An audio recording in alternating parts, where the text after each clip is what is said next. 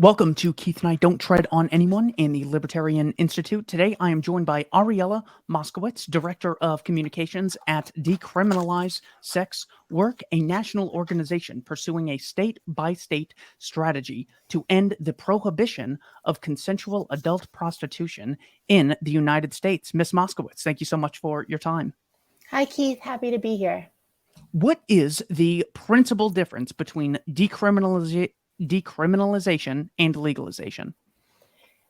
The easiest way to think about it is that decriminalization means that nobody is involved in the transaction between two consenting adults other than those two consenting adults. So when we decriminalize, we are saying the government's not interested or getting involved, law enforcement isn't interested or getting involved. We are letting two adults freely choose to engage with each other. Legalization, different than criminalization in that, the legal system is not criminalizing sex work, but legalization would create usually a set of laws, rules, codes, probably not laws, I should say, since we're talking about the opposite of criminalization, but rules, regulations, codes that folks engaging in sex work would have to follow to engage in sex work. So that means the government or whatever entity is designated to regulate sex work would be involved. And we don't see any of the benefits that we see with decriminalization and legalization, mainly because sex work is not inherently dangerous. It's the criminalization of it that makes it dangerous. And so if we were to move to a legalization model, there would be folks who could not or would not comply with the rules and regulations for various reasons, likely some of the reasons they turned to sex work in the first place. And so people kind of operating outside of those rules and regulations would still be left out in the cold, where they would still be operating, in a criminalized sense and therefore still vulnerable to exploitation and other dangers. What is the difference, if any, between prostitution and sex work? So prostitution is a form of sex work. Sex work is an umbrella term that encompasses lots of forms of work, many of which are legal. So porn, strip clubs, camming, prostitution, you'll hear people say full service, you'll hear escort, people have their preferred terms. We use sex work because prostitution is, we have to use it because it's what our laws say, but it's not the preferred term because, again, it's part of that penal system. Why is this such an important issue, and what is your principled argument for decriminalizing sex work? Well, I think it's an important issue because we're actually creating a lot of problems where there wouldn't be or there don't need to be. People have engaged in sex work for years. They're going to continue to engage in sex work. We know that it's safer when it's been decriminalized. So practically speaking, it's an incredibly important issue because decriminalization leads to an increase in public health and safety and a decrease in exploitation and trafficking. On principle, it is just really wrong to not let two consenting adults who are not hurting each other engage in a transaction that's between them, and our government does not need to be involved in that. As far as the scope and size of this issue, do you have rough numbers on how many people are arrested on either side of the transaction in America for engaging in this activity? Yeah, we have some idea. People always want to know how many people are engaged in it. So you're right. Asking the question about arrest data is, that's something we can pull. And that is the issue. Arrests have been going down some places, up other places. It usually is the sex worker themselves who faces the brunt of criminalization and is being arrested, it's much less likely that the client gets arrested. And there are lots of reasons for that, mostly profiling by law enforcement of people dressed a certain way, who look a certain way, people of color. And, they change with some of the numbers will change with some of the changes in our laws. No state in the US has decriminalized sex work, but over the past couple years, we and a number of other organizations and advocates have been involved in lots of changes around sex work related laws. I came across this paper, 10 Reasons for Not Legalizing Prostitution and a Legal Response to the Demand for Prostitution Ooh, by okay. Janice Raymond. I want to go through these. I want to try and steelman this position from the Journal of Trauma Practice in the year 2003. I would like to get your general response to these objections. Number one, legalization or decriminalization of prostitution is a gift to pimps, traffickers, and the sex industry. How do you respond? It's completely false. When sex work is criminalized and people have to operate, in a black market on the margins of society, they are much more likely to be exploited by we use the term third party. Pimp has a lot of, racial undertones, a lot of emotional responses are evoked by that term. Sex workers, if they were allowed to live their lives the way they'd like to, they wouldn't have to hide their identities, hide what they do for work. They would be much less likely to be engaged with a third party and or to rely on somebody to help them find their income. So, I would say, and we know it's true that I hate to use the word, but pimps, would like it to stay criminalized. They don't benefit from it being legalized or decriminalized. So it's a lie. That is a classical economics fallacy. They're like, oh yeah, we'd really get to the drug cartels if we the drug cartels really want drugs to be legalized. This way they can do whatever they want. It's like, actually, it's the business exact will be opposite. great for The you as a exact- drug cartel when it's been legalized. Nope, does not work with their business model at all. Oh yeah, they just love competition. They hate their monopoly in this area. They just want more competitors and to have to work harder for. All right, what's for next? customers. This is fun. I'm excited. Second objection: legalization or decriminalization of prostitution and the sex industry promotes sex trafficking. Also, a complete lie. I'm excited that you're going through this. I mean, these are all the arguments we hear all the time. I'm not familiar with this particular researcher or writer. None of the arguments, none of the folks who oppose decriminalization or kind of reform of sex work related laws in any kind of meaningful way have had any new arguments. Like, even in the face of new information being presented, their arguments do not change. But so those same opponents will blame the sex industry for basically creating sex trafficking, right?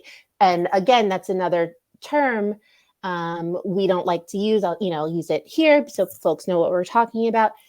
It's just trafficking, right? Trafficking exists in all labor sectors all around the world. It's horrific, terrible human rights abuse when and where it exists. The sex industry did not create trafficking or exploitation. Conditions of poverty and the way a lot of folks have to live in this country and around the world make them vulnerable and ripe for exploitation. If you need to support your family and you can't where you are living and with the income you have, it's more likely that you're gonna agree to do something with somebody that you might not otherwise feel great about. Why are they so constantly actively dishonest and in insinuating that trafficking and sex work are interchangeable terms? Well, some of it is conscious, some of it is not. And there are several groups of opponents. It's kind of like second wave prohibitionists, feminists, and right-wing evangelicals are strange bedfellows in this fight to keep sex work criminalized.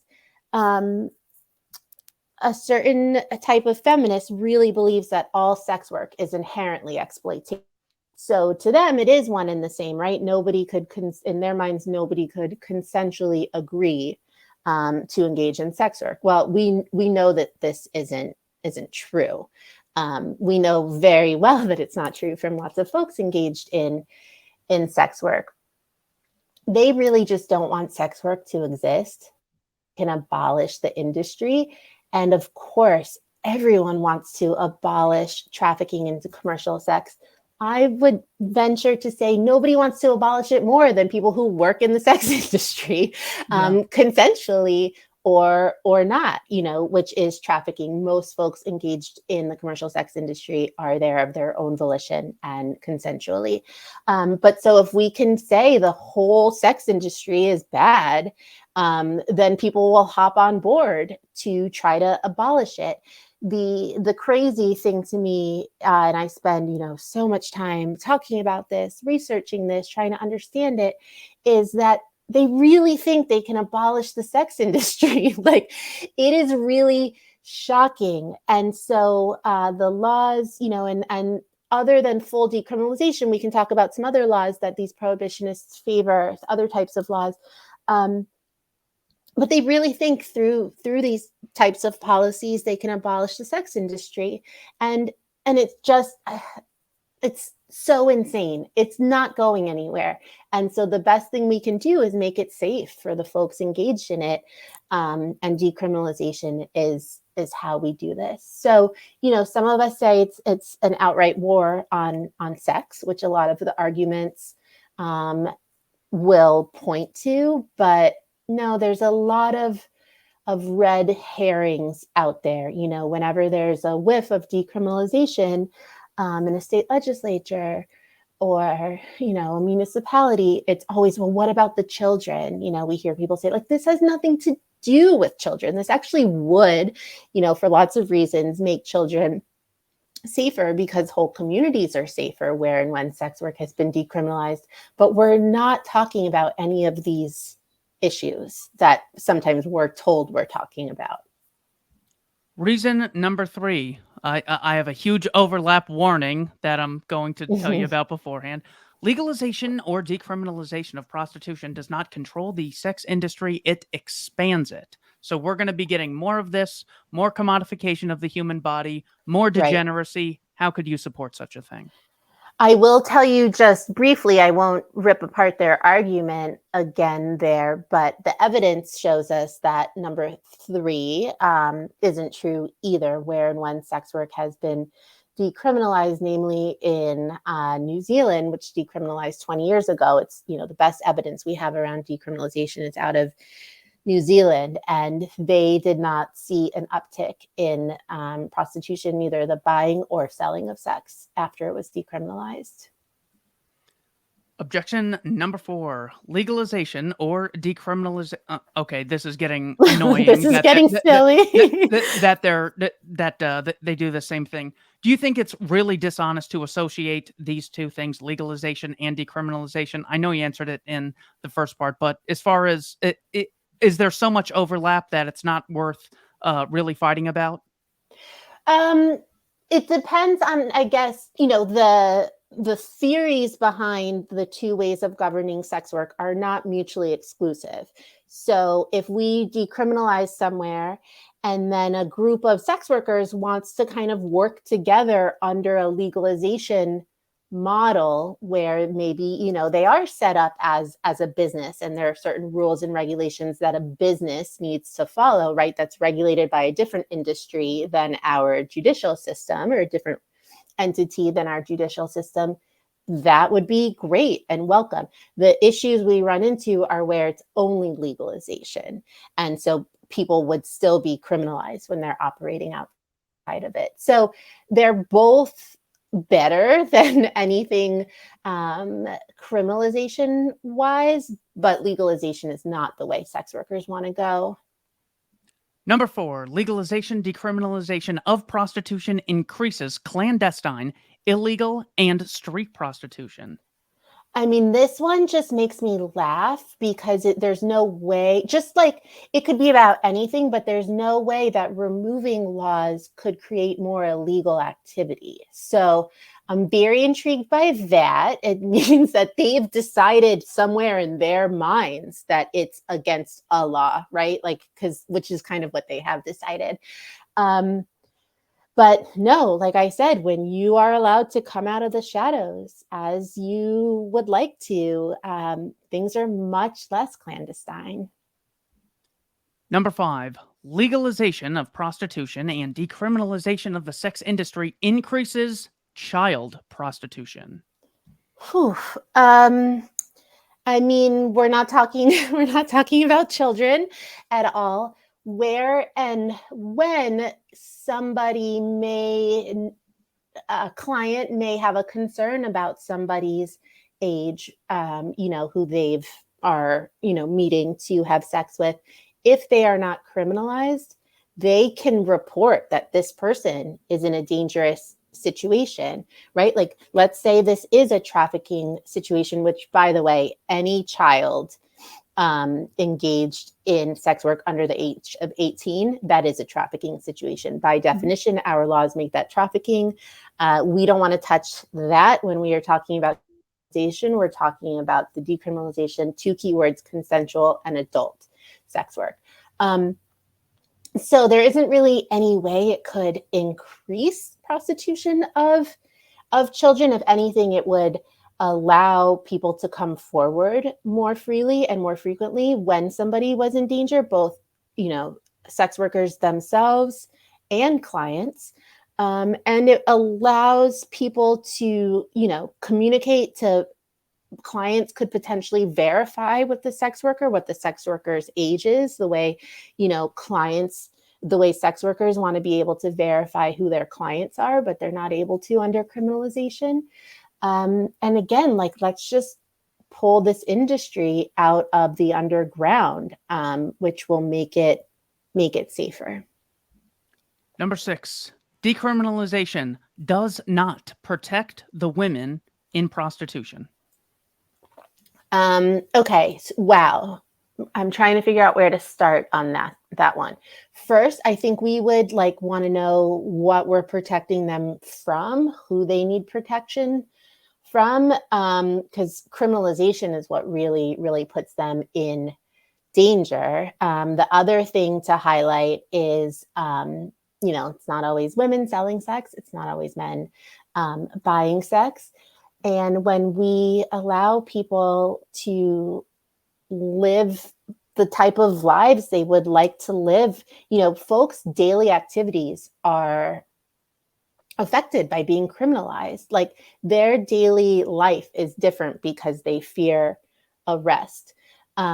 So that feels to me like you're putting somebody way more in danger than if you just gave them the bodily autonomy to live their lives the way they want to earn an income the way they want to. And listen, nobody wants to see anyone engaged in sex work who doesn't want to be there.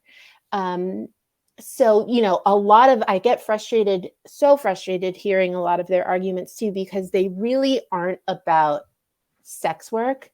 They're really about societal issues, and sex work becomes the scapegoat for them.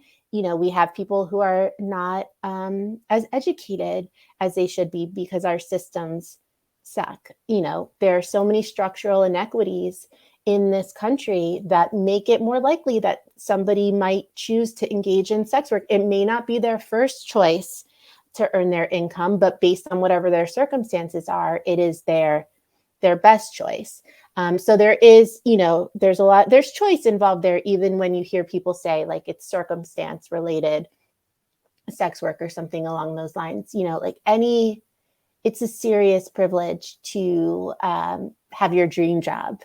Most people don't grow up and do their exact dream job. We take jobs that suit us in the space of, in the time of life that we're in. And if we're lucky, they suit us, which sex work does for a lot of people. So I got off that last topic because it just was so silly, right?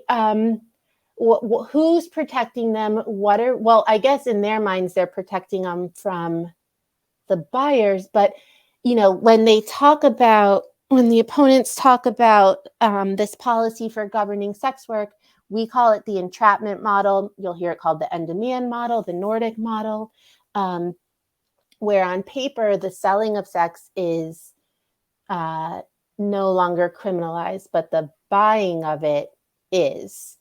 You'll hear people call it partial decriminalization, asymmetrical decriminalization, or criminalization. Sex work in this scenario is still criminalized, right? The client, they're still operating in a criminal space, so all the dangers are still there.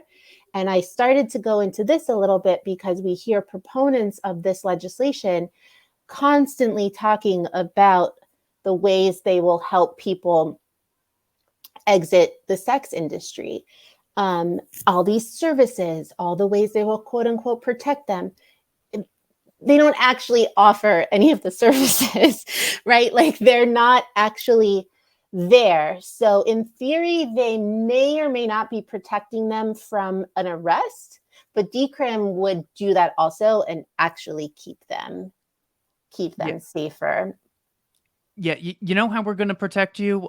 Kidnap you and put you in jail and shoot you if you resist the police. We're going to take the one option you're voluntarily choosing and strip it away from you. Right. That's what we're going to do with your best option. You're yeah, welcome. And even The if we're not classic arresting imperialist mindset. And even if we're not arresting you for prostitution, we're going to find all these other things to arrest you with, right? To make sure your life is like just really, really difficult. Once you have an arrest record, which in this country, it is, drastically hinders your opportunities for housing, for employment, in the formal labor sector. I had one more thought I wanted to. When you said that just now about how we quote unquote rescue people, survivors of trafficking are repeatedly arrested in this country. And, we say, when you see pictures of survivors in handcuffs, like, does that really look like rescue to you? But a lot of proponents of, keeping both sides of the equation criminalized and or this entrapment model worry that if there's no criminal element to sex work at all, then the police won't be able to interfere to arrest the sex worker, the trafficker, survivors and sex workers to then save them. In the case of sex workers, they're trying to save them from themselves. Well, they are not. We know on average, too, that a survivor of trafficking is arrested 7 times. Somebody who's been trafficked into sex work before they actually escape exploitation. So arresting doesn't work there. People are more scared of the exploiter than they are of the criminal legal system. And none of those things would be issues if it were decriminalized. And they could allocate this entire monetary cost and opportunity cost of getting sex workers to actual traffickers, because Anne Maria Farmer went to the FBI in 1996 reporting Jeffrey Epstein and Ghislaine Maxwell. Guys like Paul Benassi reported the Franklin scandal in the late 80s with Noreen Gosch, Johnny Gosch's mother. And the police and federal agents just sat on their hands. So they want to be so uppity about, we're going to protect all these people. You can't even protect the people who are actually being coerced. And now you're going to protect not just all of them, but all the people doing it voluntarily. Right. It hasn't been working, guys. It's not working. Like, you're not doing such a bang up job of it now that we got to keep these laws in place for you. Number 7, decriminalization increases the demand for prostitution. Okay, let's break this down. Can we at least concede that is true? If there is a non-legal penalty to engage in a certain activity, more people, all else equal, are more likely to engage in that activity. Yeah, I think that that's human nature. I do think, though, that right now, when it's criminalized, the people that you have engaging in it may not be the people who have the most to lose by an arrest. Um, so, where it's been decriminalized, you are interacting with people who might be more willing to give you their name, interact with you in a certain way because they're not fearing arrests. So I think there could be some shift in who's buying sex. It's true though that like there's no evidence that selling sex increases with decriminalization. And, one of the things we hear too is like, well, then people will be having sex everywhere in the streets, in doorways, in cars. Well, that stuff is already illegal, right? Like that's public indecency, lewdness. We don't need to worry about people having sex in public. That law isn't going away. So no, where there are a couple cities, Vermont recently, Burlington and Montpelier both removed the language prohibiting prostitution from their city charters. They were warned by very vocal proponents who tour the country that Burlington would become the sex tourism capital of the U.S. I haven't seen any brochures for that just yet, and nothing has changed there on the streets. So there's a lot of fear around it. Sex isn't something a lot of people are really comfortable talking about. So it's really, really easy to stoke fear and make people uncomfortable when we're talking about decrim. And fear works a lot better than evidence does. And so, unfortunately, we see our opponents gaining a lot of momentum. They go around and scare people, and scaring a politician means that politician isn't going to do anything, like, if with the hope that they might have at some point. But yes, that's where we are. All right. And then part 2 of this is it encourages men to buy women for sex in a wider and more permissible range of socially acceptable settings. So I have two thoughts. I don't know about that. I think, if you're somebody who pays for sex, that's something that you are comfortable with. And again, we're bringing it out of the shadows where it's safer. It's going to happen no matter what. The other thought I have about that is like, okay, like, so what? Like, these are grown adults who, again, are not going to be having sex in, or if they were to have sex in a place that they should not be, they will be arrested for that. We don't want people exposed, to that. But like, so what? So what? If it's behind closed doors and nobody's getting hurt, go for it.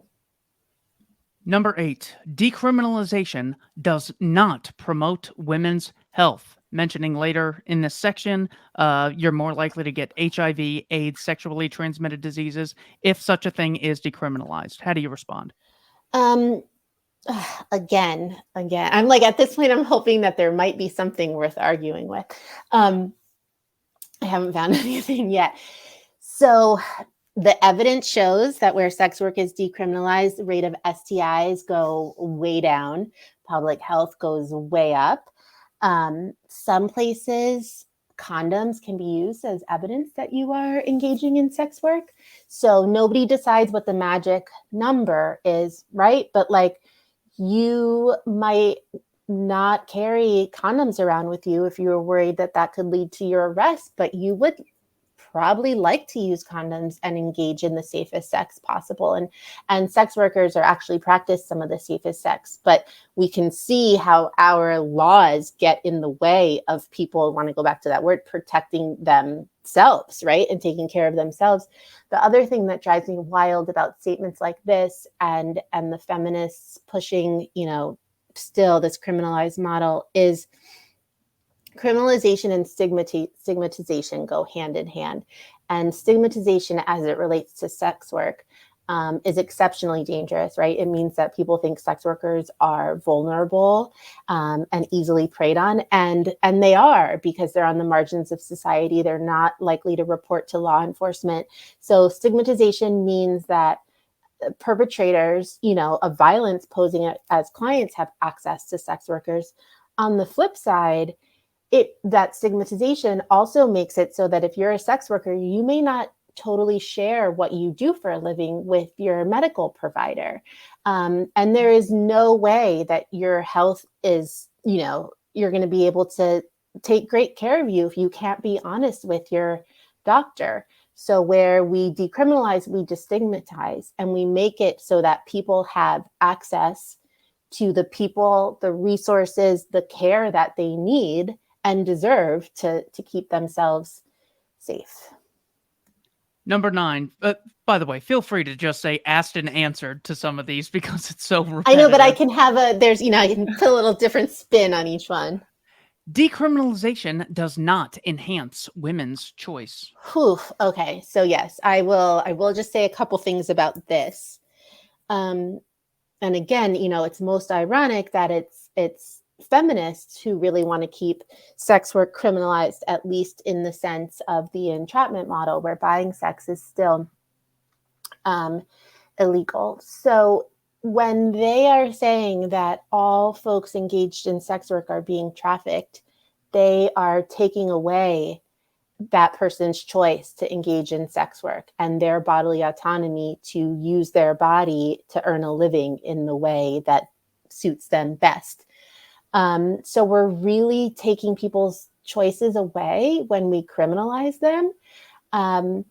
And I feel like this is again, society cycles back, but again, this is a particularly terrible time to be questioning women's, we'll say women here because that's what these proponents who push the entrapment model are focused on, women, to question women's ability to make choices for themselves and for their bodies. We're seeing rights being taken away, it feels like every day as it relates to abortion and reproductive health care.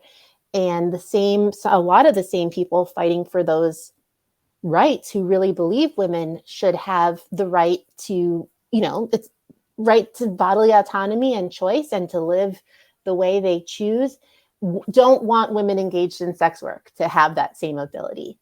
And that's really frustrating. And it's frustrating that they don't see that as a parallel. Like you're saying these women cannot, they're being exploited, but at the same time, we want them to be able to make choices about everything else. Like, no, if a woman is telling you I'm choosing to do this, listen to her. So do you have anything else on the topic of there's no such thing as sex work being voluntary? The only person who would ever go into it is someone who's so severely mentally injured or in such a vulnerable situation that consent is always off the table by definition. Yeah, it's not true. Number 10, women in systems of prostitution do not want the sex industry legalized or decriminalized. They cite a 5-country study, alleged study, in the Philippines, Venezuela, and the United States, all claiming, the majority rather, that this is a way of interacting that usually ends with men using violence against women, women being in vulnerable situations that are impossible to get out of. Therefore, women don't want it decriminalized in the industry. Therefore, it should remain criminalized. What's your final response? Most sex workers want to see sex work decriminalized. I saw there was a quote in there where a woman said, prostitution ruined my life. And that's, I guess, why they wouldn't want it decriminalized or legalized. Everyone's experience is valid. I don't want to make any assumptions. And at the same time, I would venture to say that it's really the criminalization of prostitution that I'm fairly certain stripped her of her life. It's a totally different thing. And again, existing in this criminalized space, like yes, that can be um, that can be terrible. But where and when it was decriminalized, that woman, could have potentially left an exploitative situation sooner. And I would also venture to say that a lot of um, quotes like that are probably, sadly from people who have been exploited. Um, and so it's a different scenario. And I'm not going to say that the two things always exist separately. They absolutely do not, but they are not the same thing. And when I say exist separately, I mean, people will have exploitative situations and they will have voluntary situations. Not everyone, not always like, there's no magic formula, but just because somebody says, I'm a consensual adult sex worker, does not mean they don't have experience as a trafficking survivor and vice versa. Those things are not mutually exclusive always. So, a addendum to the article is an alternative legal route penalizing the demand. In other words, so all right, you've convinced me that having a decriminalized system would make it safer, give women more choices, give them legal recourse against male aggressors and guys who commit fraud, anyone who commits fraud. But what we could do is penalize anyone seeking sex work as opposed to people who are in vulnerable situations willing to sell them. Is that a reasonable solution? No. Well, in theory, we've already been doing that, right? Like, do you, and I don't, I still see a pretty big demand out there. It's interesting to me, you use the word commodify earlier. It always comes to mind when we call this the end demand model. The very same proponents of it who are trying to instill this, quote unquote autonomy back in people who have been in the sex trade are repeatedly referring to them as commodities, and they'll call sex work as selling somebody's body. If you're not selling your body, you're selling a service. But so when they go to apply this like simple economic formula to human interaction and call people supplies, it just makes me want to puke. So I want to. The reason I wanted to have you on is because you guys approach this from a very principled position. Right there on the website, you say this is a consensual act between adults, therefore it should be decriminalized. Not it should always be celebrated. Not these should only be our heroes or anything else. Or I want every woman to be involved in this. You just make the principled decriminalization case. One other thing that I would like to try to extend this principle.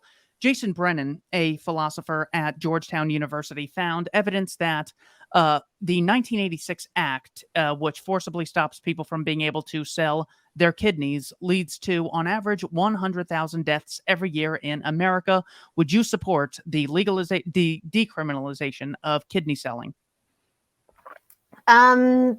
Probably. I don't know enough about it. I would not support people selling other people's kidneys without their choices, which I think without their consent. Organ But trafficking. Yeah. yes, it's trafficking, right? But I guess if I am up for selling my kidney and there's a buyer and everyone's done the check, maybe it should be legalized. No, I don't know. I'm not a doctor, but yes, in theory, absolutely. And yeah, so that was the first thing that came to mind. And then the other thing that has been bugging me for a year is that the current hero for democracy, Vladimir Zelensky, has conscripted all men in Ukraine ages 18 to 65 to perform military service against their will. This is actual trafficking and forced labor, and that gets basically zero attention. And Putin's doing the same thing. So Yeah. I'm not just picking on one side there. But you guys are right at the forefront of decriminalizing capitalist acts between consenting adults in opposition to forced labor and human trafficking. I'm so appreciative of this organization making the principled stance on such an important issue. Is there anything else people need to know about DSW or decriminalizing such things in general? Um, I'm assuming you'll share our website and so on and so forth, or I can share that now. www.dswork.org. Tons of info on why we should decriminalize. Lots of short papers and digestible info you can share with people you know, folks at all level of government. And I was just, I always encourage people to think about the destigmatization aspect of it as well. That's something that everyone can take part in. So I would encourage people to look at the evidence, and if this matters to you, let us know. We'd love to work with you. That was very unprofessional of me to not plug decriminalizesex.work. When I'm on the website, where is a good place for me to start? I know there's a lot of videos. There's an FAQ, Let's go briefing papers. to why decriminalization, and then either FAQ or briefing papers. And those briefing papers have little short cartoony videos that accompany them, and they're on topics such as decriminalizing for public health, debunking what we call the entrapment model, kind of, the basics and the highlights of the urgent need to decriminalize consensual adult sex work. Excellent stuff. Thank you for making it so digestible, nice, and easy to get around. Ariela Moscowitz, thank you so much for your time. Check out decriminalizesex.work. Links will be in the description. Thanks to everyone for watching Keith and I Don't Tread on Anyone and the Libertarian Institute. Ariela, thank you so much. Thanks for having me.